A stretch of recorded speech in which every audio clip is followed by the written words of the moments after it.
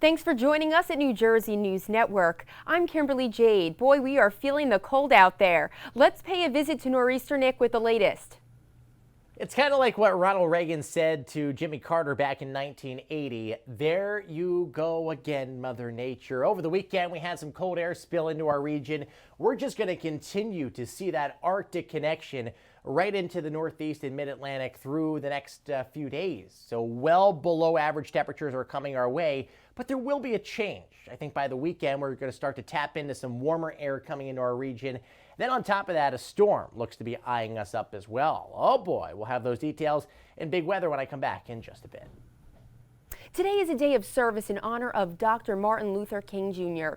The civil rights activist was actually born January 15th, but the federal holiday is always celebrated on the third Monday in January. He would have been 91 years old. Many across the Garden State are partaking in service projects in honor of Dr. Martin Luther King Jr. Day, including this special group of children. Emily Young has the story.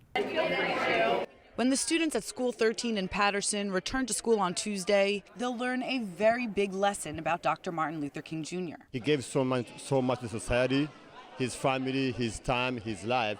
So the least we can do is to continue that legacy and contribute to the future of our generation. About 200 volunteers showed up to paint murals all over the school, but that's not all. Well, I'm making a STEM kit for the kids at this school so they can learn about STEM. More than 500 STEM and activity kits were prepared to be given to the students. Dr. Martin Luther King, he helped people with service. So instead of taking advantage of this day to sleep and stay in, we decided to help people instead. Here's how one volunteer explained how she felt about today. Well, I'm just happy to make them happy. In Patterson, Emily Young, New Jersey News Network. Rutgers University is making headlines and history, announcing the school's pick for a new president. Jennifer Marin has the story.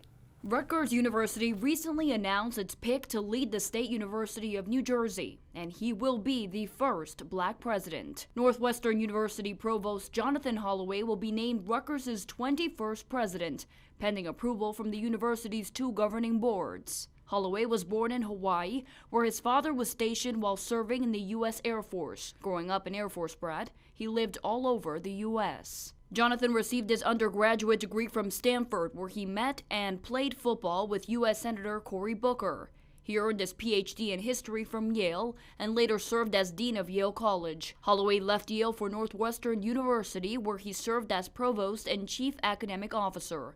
According to his school biography, Jonathan is married with 2 teenage children. Holloway has written 2 books, including one on memory and identity in Black America since 1940. The Trump rally set for Wildwood next Tuesday has now 100,000 ticket requests. Congressman Van Drew says that this is the highest demand for any event that the president has ever held. The Wildwood Convention Center holds up to 7,400 people. Congressman Van Drew was one of 2 Democratic congressmen to vote against the president's impeachment and then resulted in changing his party affiliation soon after. New Jersey's Peter Dinklage is taking home a SAG Award after 7 nominations for Best Actor. The Game of Thrones actor who grew up in Morristown was nominated several times before for this drama series, but this was the first win. He was first nominated for Outstanding Performance back in 2004 for his role in the New Jersey set film The Station Agent. The Light of Day Winterfest had a surprise guest performance during Bob's birthday bash. Bruce Springsteen returned home to perform at the sold-out Paramount Theater in Asbury Park. The 10-day festival has brought worldwide attention to the global battle to defeat Parkinson's disease through the power of music. The superstar helped the foundation move closer to its 2 decades fundraising goal of $6 million. And another Jersey rock star is working toward a great cause. Jon Bon Jovi and his wife are about to open their 3rd community restaurant to feed the hungry. The Soul Kitchen of New Brunswick is set to open its doors on Wednesday.